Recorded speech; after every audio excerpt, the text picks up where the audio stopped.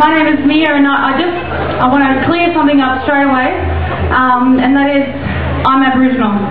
And so many people, they assume too much. Everyone just assumes that I'm African, and I'm sick of it. I'm not. I'm Aboriginal, and my people I come from the Kanarakan people in the Northern Territory, and I grew up in a town just outside of Darwin called Palmerston, but we call it Palmer Slum. We're allowed to say that because it's like a high-rise commission flat, but except only on one level and spread out across the whole town. I come from a very strong Aboriginal community, and the school that I went to was mostly Aboriginal students. And I'll tell you what, I used to get teased a lot as a kid because I just didn't look like everybody else.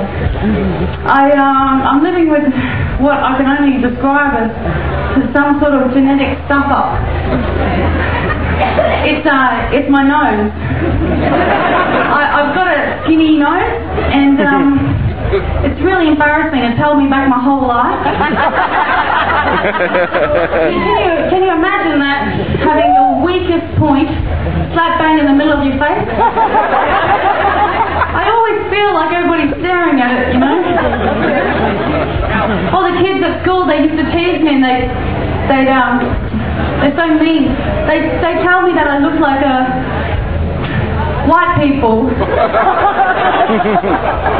I suppose it's true though, like if you look at them, like white people, they've all got skinny noses, haven't they?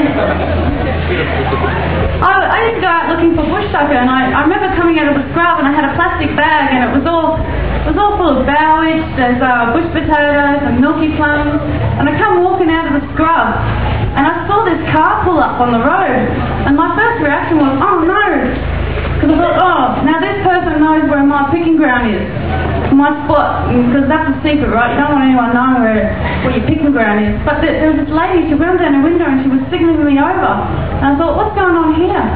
So I walked over and she looked really concerned, and she said, are you okay? And I said, yeah, I'm okay. Well, she said, are you alright? Like, are you lost? What? No!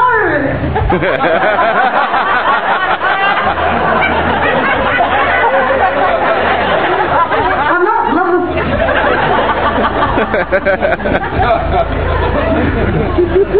When we had relatives come and stay with us from out the bush, they'd all say things like, whose kid is this? Oh, who did this kid come with? My uncle, and everybody's your uncle, that is if they're not your auntie or one of your cousins, he kept trying to tell me to go home from the family barbecue. Hey, little girl, you better go home now, Hey, your mother gonna be worried about you. She kept walking me out the front trying to usher me away.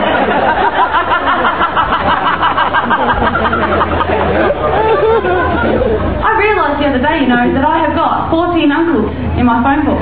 True.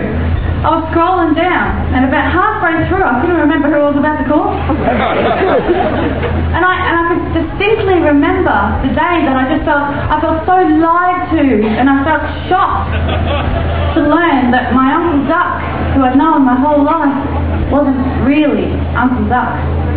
Turns out his real name's Donald. The same day I found out that my Uncle Speedy wasn't Uncle Speedy. Auntie Rena's only called that because she used to want to be a ballerina. I started to get suspicious. I thought, who are these people? Why are they operating under fake names?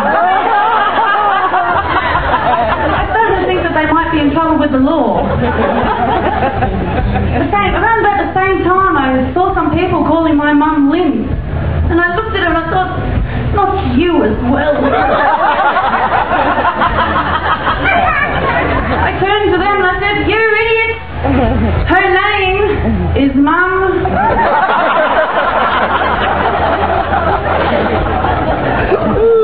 I used to be a bit of a whinger when I was a kid, And my mum, she found out, you know, the perfect way to deal with my whinging, and it saved her from having to yell at me, or, you know, having to chase me, or throw something at me.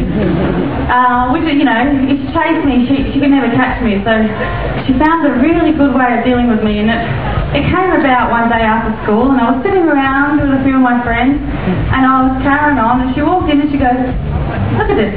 Look at this little sook." She said, "You want to carry on? And you want to act like a sooky baby? You keep going then. Here, have titty." She popped her titty out, right? And tried to force her nipple into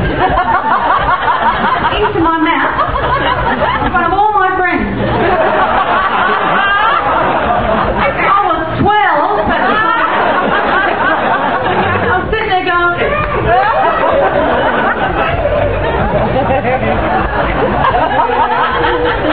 And then she just dropped her titty on my head. I reckon that it must have looked like a beret. You know, because it was all flopped over on one side. And it had that pointy bit over here. A hot water bottle on your head. You know what? From that day on, all my mum had to do, shut me up, was look at me and go...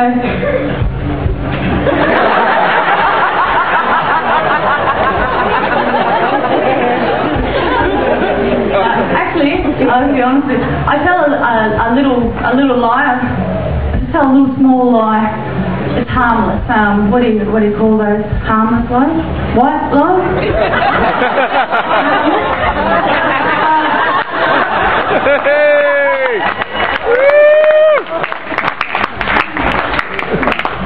If I'm truthful, when she does it, it's probably more like this.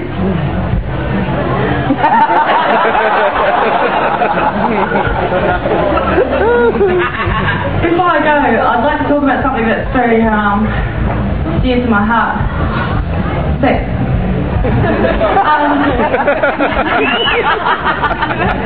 want to talk about it because I've got my issues with it. I feel like there's a lot of pressure with sex. I feel a lot of pressure, and I get really nervous about it. When I'm having sex, I feel like I need to say something to the person, or like make a sound, you know.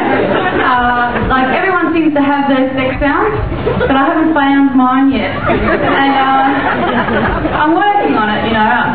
I suppose what I'm trying to say is I'm not very reactive. Well, not unless like you scared me or something. I thought maybe, you know, for a reaction during sex, I thought maybe I could suggest to the person that I'm having sex with to throw in at some point just a little boom. Just a little scare, you know? Well, then maybe if they want something bigger, like we could go for a big... And then that would be my cue to go...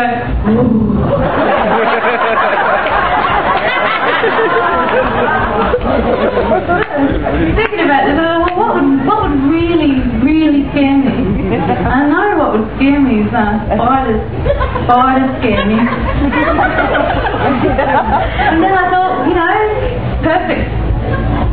What they could do at some point was just like simply throw a spider on me. That would be great. You know, because if they did that, not only would I make a sound, but I'd also move a little bit as well. I've been near Stanford, thank you. Put your hand up on Stanford.